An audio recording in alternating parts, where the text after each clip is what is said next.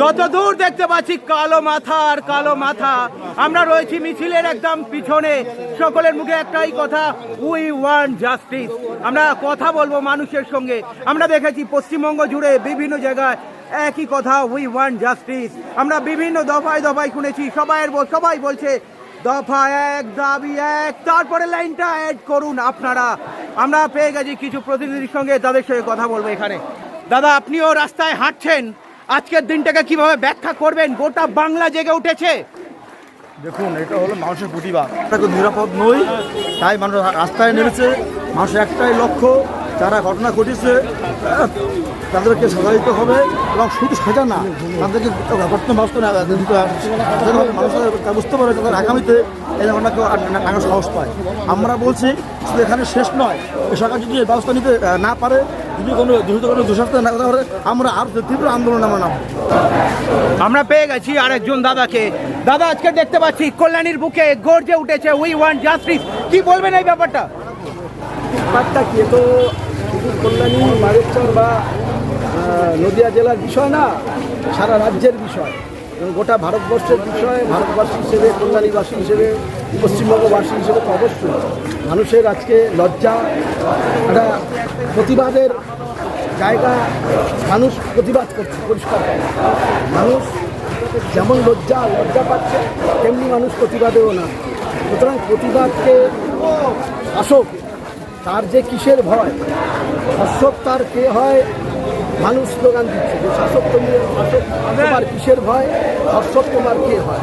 তোমার ধর্ষককে বাঁচাবার জন্য বড় বড় সুপ্রিম কোর্টে আইনজ্ঞদের নিয়োগ করা, তাদের পিছনে আমাদের পয়সায়, ট্যাক্সের টাকায় তাদেরকে নিয়োগ করা ধর্ষককে বাঁচাবার জন্য। সুতরাং মানুষের কথা বলবে। দমন পীড়ন সরকারের পক্ষ থেকে নামিয়ে আনা হচ্ছে। তাদের যারা আন্দোলন করছে, আমরা জানি যারা লড়াই আন্দোলন করছে, আমরা তাদের পাশে আছি।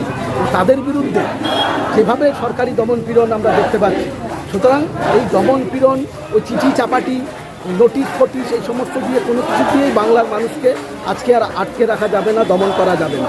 তার মানে আপনি কি শাসক দলের দিকে আঙুল তুলছেন? শাসক দলের বিরুদ্ধে আঙুল তোলা, সিস্টেমটার বিরুদ্ধে আঙুল তোলা।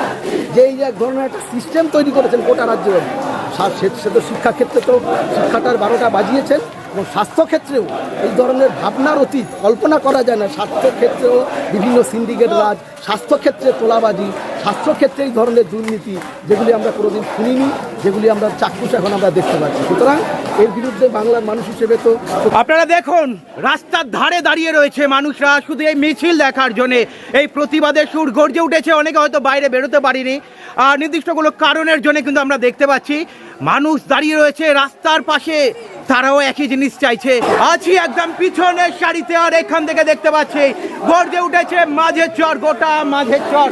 আমরা পেয়ে গেছি আর একজন প্রতিনিধিকে, কথা বলবো তাদের সঙ্গে।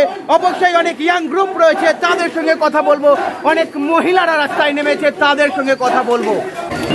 দেখুন, আপনাদেরকে ওখানেও দেখিয়েছিলাম, এখানেও দেখুন রাস্তার ধারে মানুষ দাঁড়িয়ে।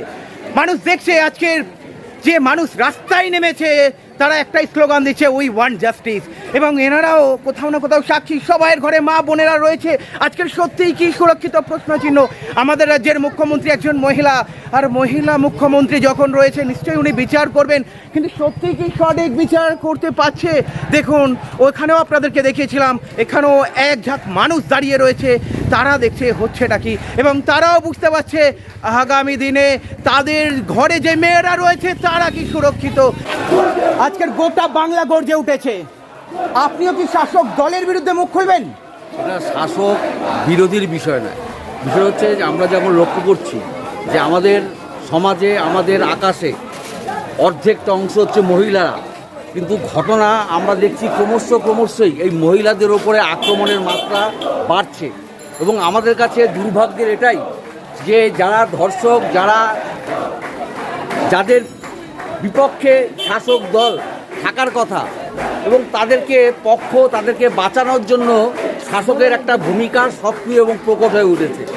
এবং আমরা যারা নির্যাতিতার পক্ষে, এবং তারা প্রতিবাদের মধ্য দিয়ে কথা আমরা ঘোষণা করতে চাই এবং জানান দিতে চাই সমগ্র সমাজকে যে যারা ধর্ষক তারা কেউ কোনোদিন রেহাই পাবে না, তারা শাস্তি পাবে, এবং তারই দাবিতে আজকে আমরা পথে নেমেছি।